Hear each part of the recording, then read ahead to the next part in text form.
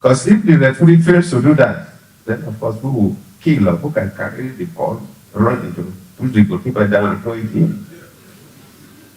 So the umpire, which is the electoral management bodies in Africa, must play that role of a good referee. And where a mistake is made by the referee, these days they have this video, which is the judiciary.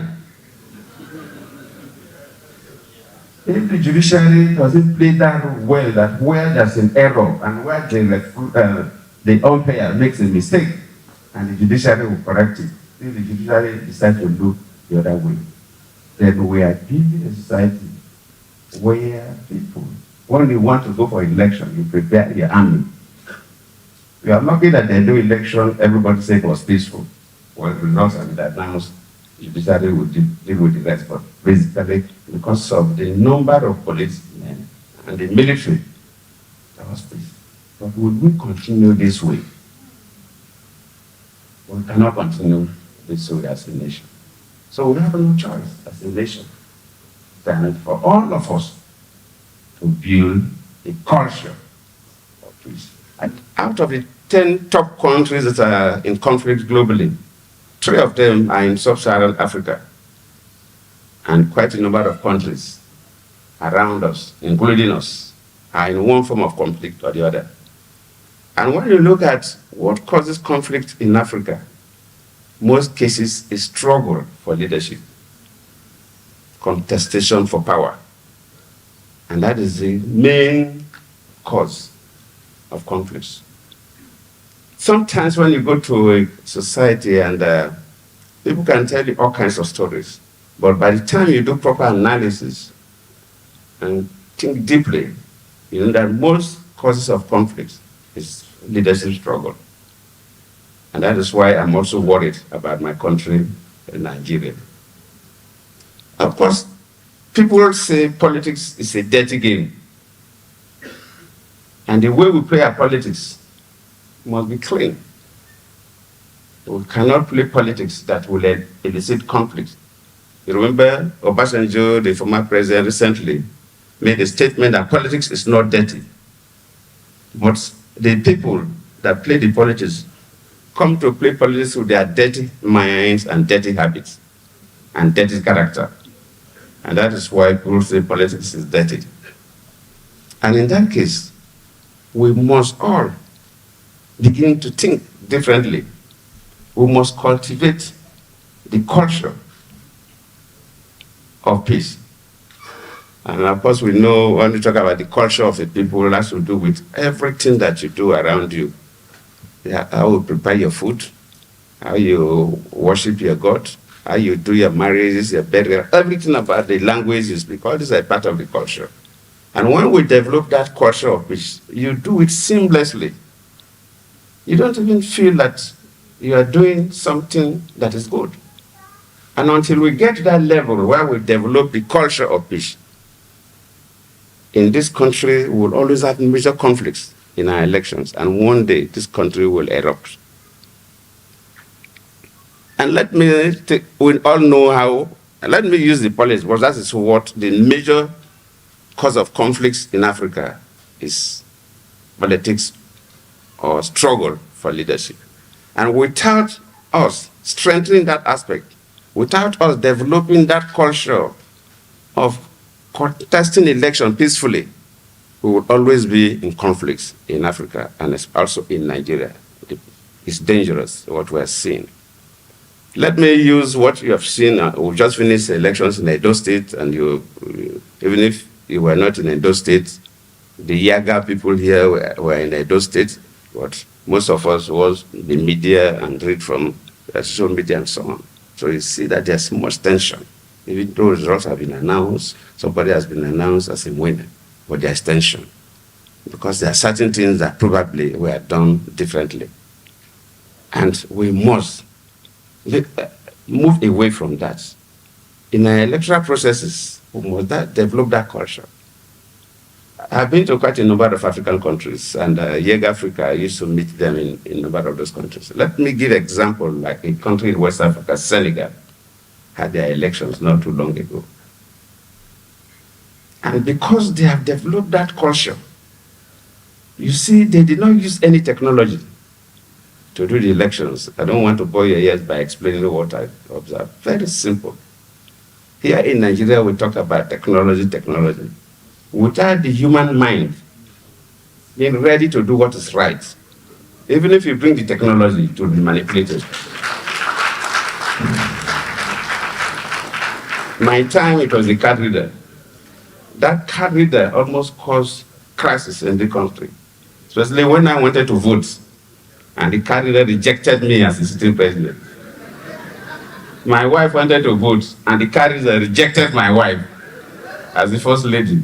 My mother wanted to vote, and the card reader rejected my mother. So you can imagine that was a recipe for crisis.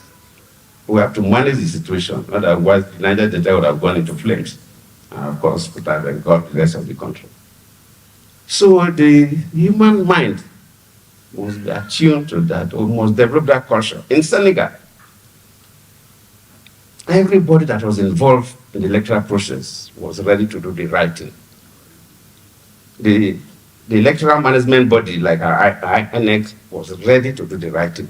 Nobody was interested in manipulating the process. The security, they were ready to do the right thing. Nobody was interested in manipulating the process. In fact, they have polling stations. Within the polling stations, we have polling units. You see the police only in front. In most cases, they use I think you hear my voice. Most cases, they use secondary school and primary school classrooms, compounds. And within the classrooms, you have the voting unit. The police were just at the front. No police was inside where they were voting. Because they have developed that culture that nobody was there to do the wrong thing. The voters themselves were ready to do the right thing. No voter wanted to manipulate. The political parties, everybody, candidates, they were all there to do the right thing. And they conducted an election without technology, and it is the best election I've observed within Africa, and some of the countries have gone outside Africa. So that culture of doing the right things must be there. In Nigeria, we don't have that culture. And that is why we have our military people here. That is why even ordinary election of a governor, not even a president, the army would be involved. Yes, some countries, they use Navy and Air Force, and sometimes the army, to carry materials in very difficult terrains, or fly them, or maybe in the riverine areas, but not to play the role of a police. Rarely you see the military, because for the military to come out to perform civil responsibility, it requires, most countries requires the president and the commander-in-chief to issue a declaration. Military don't just come out. But because we have not developed that culture, ordinary election, maybe even election of local government chairman now, you'll see the military around. We have reduced the value for armed forces. Management of elections, in fact, in the countries where the chief executive of the country is a different person, the prime minister, and the commander-in-chief is a different person, either the queen or a king or elected president. The president will not, except the commander-in-chief, call out the military. They don't go out. And the prime minister has no powers to call out the military, even though he's the administrative head of the country. And because before the military comes out to perform response, it's a serious business. Now, because we have not developed that culture of peace, we use our military as if they are police officers. The military is not police. So, as a country, if we don't change, we politicians don't change our political behavior and embrace that culture that was embedded in us, that it will look as if it's a part of our genetic makeup, one day this country will be engulfed to go into a conflagration that nobody can control. So we, the politicians, must know that what we do wrongly is wrong.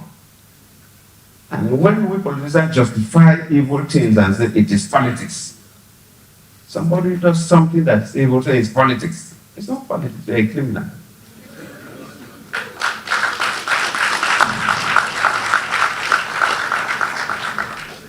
So for me today,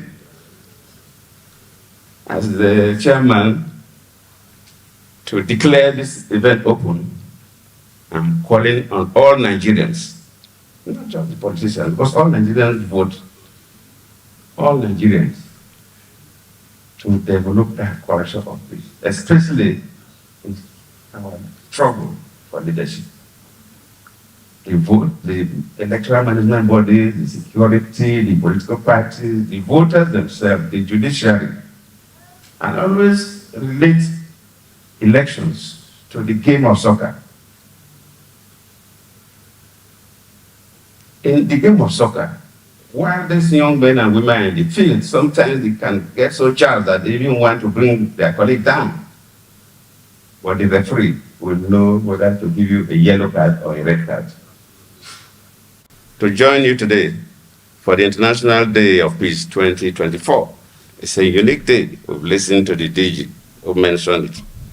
I appreciate the leadership of the National Institute for Peace and Conflict Resolution, Abuja, for your commitment towards shaping narratives of peace building through qualitative peace education and research. You are doing well. We appreciate that so much. Of course, when we talk about peace, I know there will be a keynote speaker that will go through this. I may not get you involved in the technicalities, because I remember a program I attended long ago, and somebody from the road safety was to discuss accidents.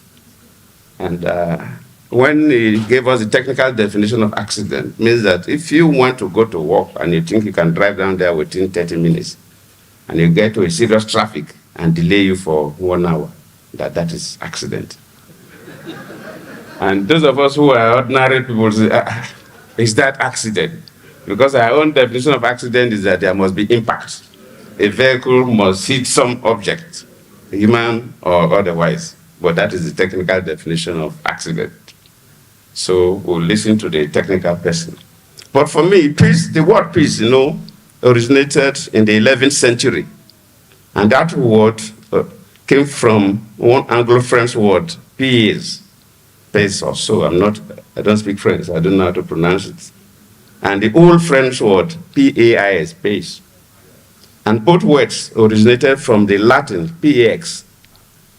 But if you look through the various definitions, generally what we consider as peace is agreement, tranquility, harmony, lack of conflict, which is key, and freedom from fear of violence between individuals or group of individuals. I'm particularly interested in the theme for this year, cultivating a culture of peace. The two words there is culture and peace, which I will make brief remarks on. Peace is what everybody wants, because without peace, you can't do anything.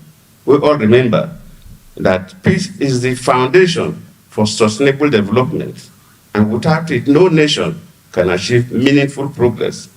Of course, the United Nations was set up at the end of the Second World War in 1945, of course, including the Security Council, to promote world peace and minimize hostilities across the world.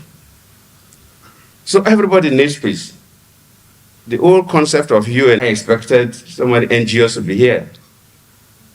So the NGOs in Nigeria have a big role to play, because no matter what our mission is, we can't do without peace. You can't go to a place to discuss whether you are talking about gender issues, you are talking about health issues, you are talking about education issues. If there are major conflicts, you cannot.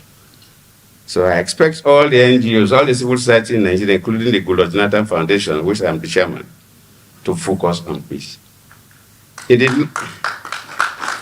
And when we talk about civil society, Nigeria is very rich. From the report, in the last 4 years alone, we have registered 174,100 civil societies for the last 4 years alone, in addition to the thousands that were arrested for the last 4 years. So we have the army that can deal with the issues of peace.